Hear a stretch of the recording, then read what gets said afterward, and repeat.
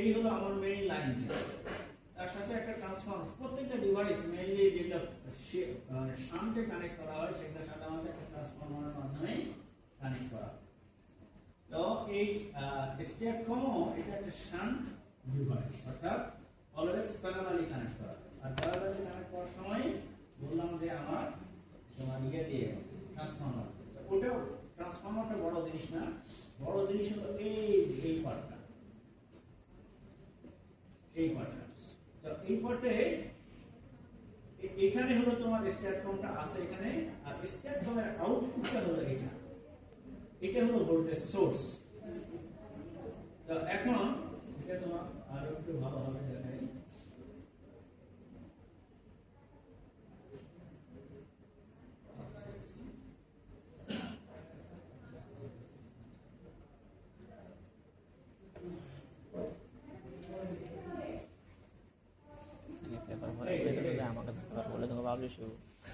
এটা হলো একটা ডিসি ভোল্টেজ সোর্স। এখন সাধারণত এখানে সোর্স ইউজ না করে বড় বড় ক্যাপাসিটর ইউজ করা হয়, অথবা সুপার ক্যাপাসিটর ইউজ করা হয়, যে একটা নির্দিষ্ট অ্যামাউন্ট একটা চার্জ সব সময় ধরে রাখে, কমে গেলে আবার রিচার্জ করে। আর এই জায়গাতে আছে তোমার ভিএসসি। তো তোমার বললাম না যে পেপারগুলা ওই কোনটাতে একটুখানি সলিডে চেঞ্জ করে দিছে, মানে একটু ভালো। এই জন্য তোমার বিভিন্ন পেপারগুলো দেখবে যাতে করে তোমার রিয়েল ডিভাইসটা সম্বন্ধে রিয়েল একটা আইডিয়া। সেটা হলো এসবিসি বেস ডিভাইসের ভিতরে বললাম যে আমাদের হলো স্ট্যাটকম। স্ট্যাটকম করে কি তোমার এই এসবিসিটা, এটার আউটপুট যেটা হবে সেখানে একটা এখানে ভিআইএনভি মানে ইনভার্টার একটা ভোল্টেজ। এখন এই ইনভার্টার কি করতেছে তোমার ডিসি ভোল্টেজকে এসি ভোল্টেজ বানায়। এখন এই এসি ভোল্টেজ ওটা আবার ভেরিয়েবল এসি ভোল্টেজ হবে, অর্থাৎ ওটার যদি আমি ডিউটি রেশিওটা চেঞ্জ করতে পারি তাহলে ভোল্টেজটা ভেরি হচ্ছে। তাহলে ওই ভোল্টেজের একটা ম্যাগনিটিউড থাকবে, একটা হলো অ্যাঙ্গেল থাকবে। এখন আমি যদি এখানকার আউটপুটের যে ভোল্টেজটা, ওই ভোল্টেজের ম্যাগনিটিউড এবং অ্যাঙ্গেলকে আমি চেঞ্জ করতে পারি, তাহলে আমি এই আমার পি ইনজেক্ট যে পরিমাণ পাওয়ার ইনজেক্ট হবে ওই এই পয়েন্টে, সেটাও আমি চেঞ্জ করতে পারি। এই ইউ এবং পি এই ইনভার্টার ভোল্টেজ, এটার ইকুয়েশনটা হলো তোমার এই ইনভার্টার ভোল্টেজ, এটা যদি আমি চেঞ্জ করতে পারি তাহলে আমি চেঞ্জ করতে পারবো।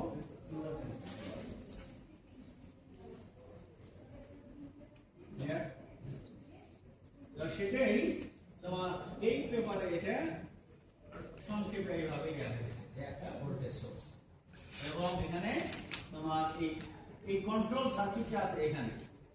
এখন সেটার একটা রেফারেন্স ভ্যালু আছে। এখন কতখানি ইনজেক্ট করব আমি এখানে এই লাইনে, এটা নির্ভর করতেছে এই কন্ট্রোলারের উপর। আবার কন্ট্রোলারটা করবে কি এই লাইনের সাথে কানেক্ট থাকবে, এই লাইন থেকে ইনফরমেশন নিয়ে সে এখন এখানে কন্ট্রোল সিগন্যালটা এখানে পাঠাবে, এবং এই কন্ট্রোল সিগন্যালটা কি করবে ওই ডিউটি রেশিওটা চেঞ্জ করবে, অথবা মডুলেশন ইনডেক্স এটা হলো চেঞ্জ করে। এখন সামারিতে হলো এখন এখানে যে এই জায়গাটা হলো পরিচয়টা কি STATCOM is a voltage source converter which converts DC input voltage into AC voltage। এটা হলো তোমার তার পরিচয়। In order to compensate active and reactive power needed by the system।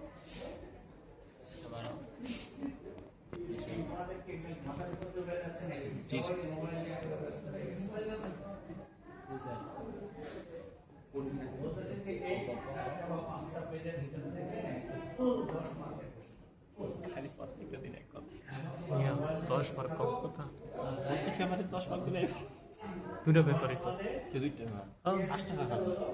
Sir, দুইটা পেপার না স্যার, দুইটা পেপার না, দুইটা।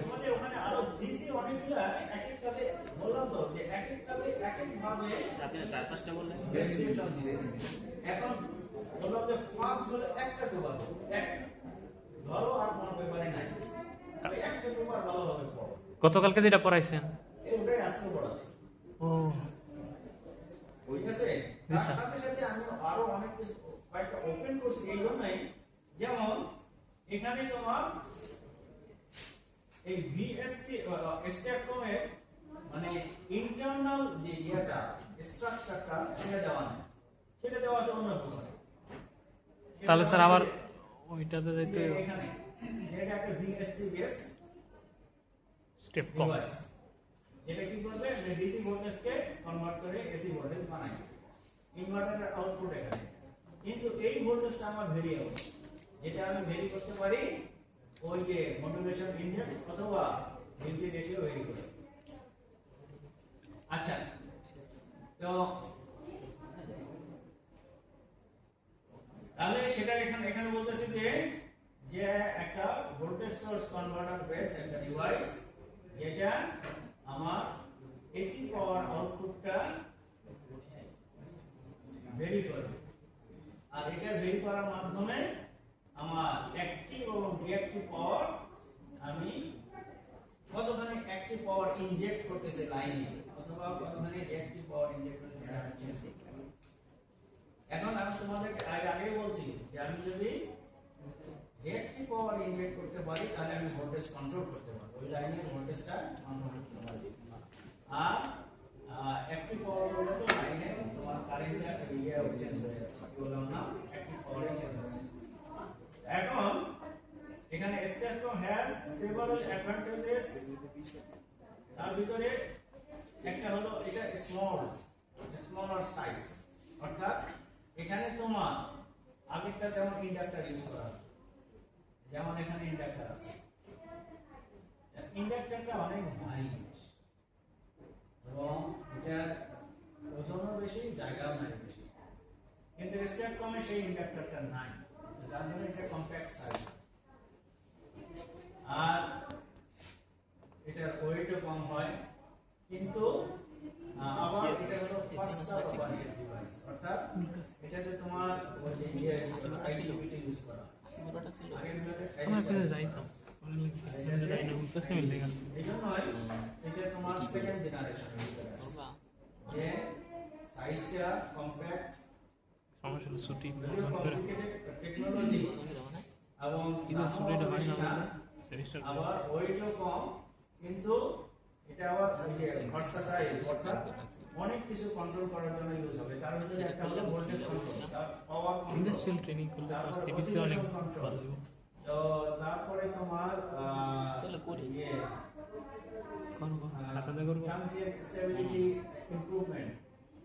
আচ্ছা, তো সেই অ্যাডভান্টেজগুলোর ভিতরে বলতেছে যে স্মল এন্ড কম্প্যাক্ট সাইজ, তারপরে high response speed and no harmonic pollution, এগুলো হলো তোমার অ্যাডভান্টেজ।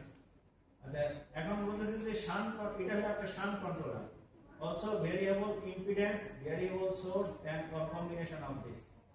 অর্থাৎ ভেরিয়েবল ইম্পিডেন্স মানে ওই এক্স এর কন্ট্রোল করতে পারবে, অথবা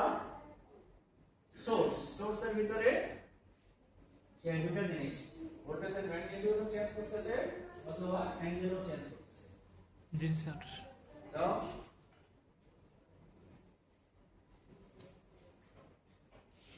এর দ্বারা রিয়েল পাওয়ারও চেঞ্জ করবে, রিঅ্যাক্টিভ পাওয়ারও চেঞ্জ করবে। আমার এই পি এর ইকুয়েশনে এটা লাইন ভোল্টেজ, এটা হলো লাইন, আর এটা ছিল আচ্ছা V1 V2 দিকে V1 এটা হলো V2 divided by x sin delta 1 minus delta। এখন যদি x টাকে আমি কমাই তাহলে আমার কি চেঞ্জ হবে? জি স্যার। সেটাই বলা হচ্ছে যে ওই ইম্পিডেন্স চেঞ্জ। জি স্যার এক্স। আচ্ছা, সেকেন্ড হলো আমি যদি এই দুটো ভোল্টেজের যে কোনো একটা ভোল্টেজকে চেঞ্জ ম্যাগনিটিউড চেঞ্জ করি তাহলে আমার কি চেঞ্জ হবে? যদি অ্যাঙ্গেল চেঞ্জ করি জি স্যার। তো এখন এই V2 এর ভিতরে আছে V2 ম্যাগনিটিউড অ্যাঙ্গেল ডেল্টা, আর V1 এর আছে V1 ম্যাগনিটিউড অ্যাঙ্গেল হলো ডেল্টা। জি স্যার। তো এখন যদি ভোল্টেজের ম্যাগনিটিউড চেঞ্জ করি তাও আমার কি চেঞ্জ হবে, অ্যাঙ্গেল যদি চেঞ্জ করতে পারি তাও চেঞ্জ হবে, আবার এক্স যদি চেঞ্জ করে তাও চেঞ্জ হবে। তো এই স্টেট কমটা দিয়ে এই তিনটে জিনিসই আমি চেঞ্জ করতে পারি। জি স্যার। এই যে ভি ইনভার্টার যেটা আছে সেই ভি ইনভার্টার এটাই ধরো আমি ভি থেকে বলতেছি, এটার একটা ম্যাগনিটিউড আছে আর এটার একটা অ্যাঙ্গেল আছে। এখন আমার যে কন্ট্রোলারটা ওর সাথে লাগানো আছে ওই কন্ট্রোলারটা দিয়ে আমি এর ভোল্টেজের ম্যাগনিটিউড চেঞ্জ করতে পারি, অ্যাঙ্গেল চেঞ্জ করতে পারি। তো এই জন্য স্পেকট্রামটা তোমার মোর ভার্সাটাইল, মোর ফ্লেক্সিবল এবং সেকেন্ড জেনারেশনের ভিতরে বলতেছে। এখন এটা তোমার শান্টে কানেক্ট করা হয়। বেশি ঘুরাইবো। All shunt controllers inject current into the, এখন তোমার বললাম যে shunt एक टॉपिक टाइप हो এটা সব সময় যে মেইনলি কারেন্ট ইনজেক্ট করে। আমার এই যে লাইনটা আছে, লাইনের সাথে এই আমার ফ্যাক্স ডিভাইস, এখন এটা যদি আমি শান্টে কানেক্ট করি তাহলে সে এই কারেন্টটা ইনজেক্ট করবে। জি স্যার। আর যদি আমি সিরিজে কানেক্ট করি, এখানে সিরিজে কানেক্ট করি,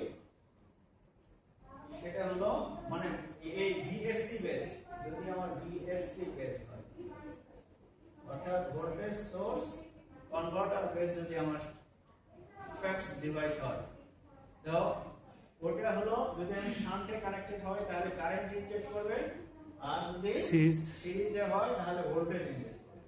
জি স্যার। ক্লিয়ার?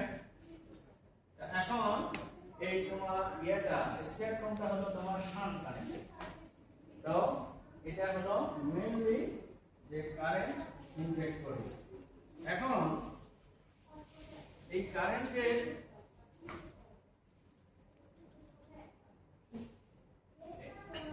যে পয়েন্টে আমি এটা কানেক্ট করতেছি সেই পয়েন্টে কারেন্ট মানে ভোল্টেজের সাথে এটা যদি একই ফেজে হয় তাহলে অর্থাৎ এই ইনজেক্টেড পাওয়ার PING এখানকার একটা ভোল্টেজ আছে, আর এই কারেন্টটা আমি যে ইনজেক্ট করতেছি, এখন এই কারেন্টের অ্যাঙ্গেল মানে এই ভোল্টেজের রেসপেক্টে এই কারেন্টের অ্যাঙ্গেলের উপর নির্ভর করে আমি এখানে রিয়েল পাওয়ার ইনজেক্ট করতেছি না রিঅ্যাক্টিভ পাওয়ার ইনজেক্ট করতেছি না দুটোই ওইটা বের করতে পারবো, মানে সেটা আমি কন্ট্রোল করতে পারবো। এখন অর্থাৎ ভি আই ইনজেক্ট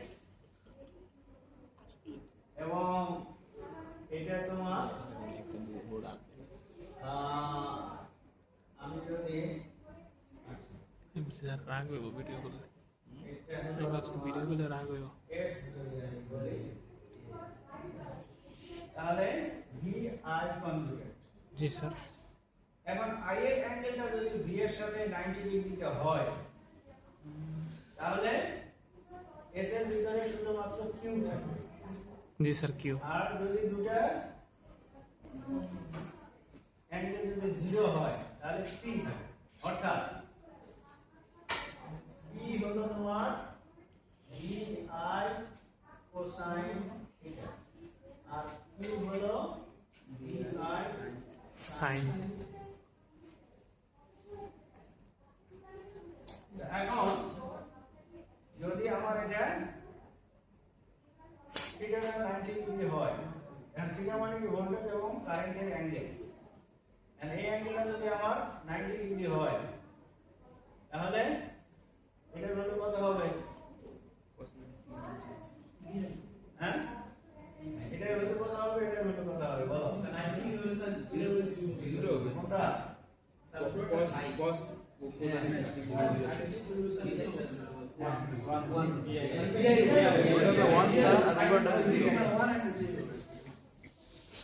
সবাই কি করো? জি sir.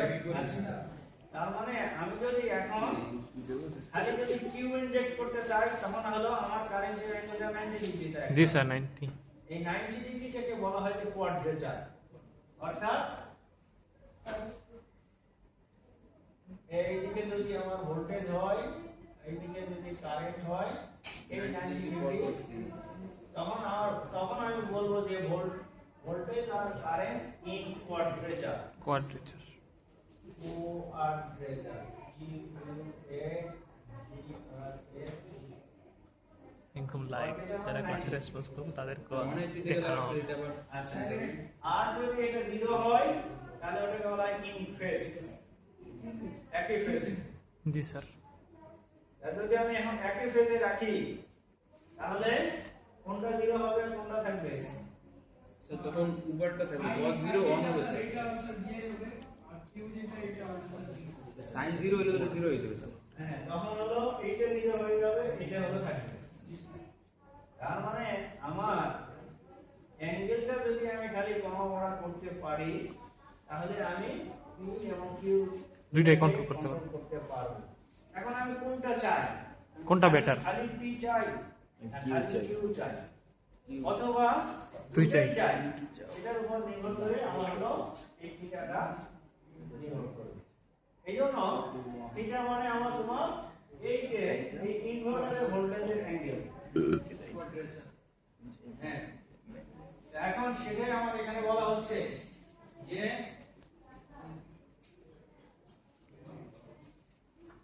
as long as injected current is in phase quadrature with the line voltage, the shunt controller only supplies or consumes variable reactive power. যখন 90 ডিগ্রি হবে তখন সে শুধুমাত্র রিঅ্যাক্টিভ পাওয়ার হয় সাপ্লাই করবে না এতে কন্ট্রোল করবে। জি স্যার। আর যদি তোমার অ্যাঙ্গেলটা ইন বিটুইন 0 আর 90 ভিতরে হয় তাহলে তোমার রিয়েল পাওয়ারও করবে, রিঅ্যাক্টিভ পাওয়ারও করবে। তো এখন এই জন্য in any other phase relation বললাম যে অন্য কোনো ফেজের জন্য will improve handling here as well as reactive power. আর এখন ট্রিপল এসসির ক্ষেত্রে এটা হলো সিরিজ।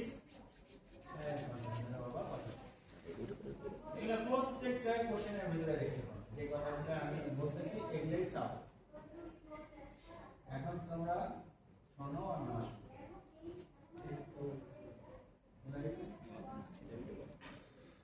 না বুঝতে পারলে আমাকে বলো, আমি তোমাকে বুঝাই, কিন্তু মনোযোগ দরকার। এটা অনলাইনে ক্লাস নয় যে ঠিক আছে ভিডিওটা পরে আবার দেখি। অনলাইনে ভিডিও করতে জি স্যার। আচ্ছা, এখন এই যে ট্রিপল এসসি এটা হলো সিরিজ কম্পেনসেটর। এটা সিরিজে হলে যে সে এই যে ভোল্টেজটাকে কন্ট্রোল করবে, মানে ইনজেক্ট করবে ভোল্টেজ, আর শান্তে হলে ইনজেক্ট করবে কারেন্ট। তো এখানে সে এটা হলো ভোল্টেজ সোর্স ডিভাইস ভিএসসি। সে করতেছে কি এই লাইনের সিরিজে একটা ভোল্টেজ ইনজেক্ট করতেছে। জি স্যার। এই ভোল্টেজের অ্যাঙ্গেলের উপর নির্ভর করে আমি এখানে রিয়েল পাওয়ার ইনজেক্ট করব না রিঅ্যাক্টিভ পাওয়ার না দুটাই হলো নির্ভর করতেছে। তাহলে ডিভাইস একই, কিন্তু এটা আমি সিরিজে কানেক্ট করলে তখন হলো স্টেপ কম, আর শান্টে কানেক্ট করলে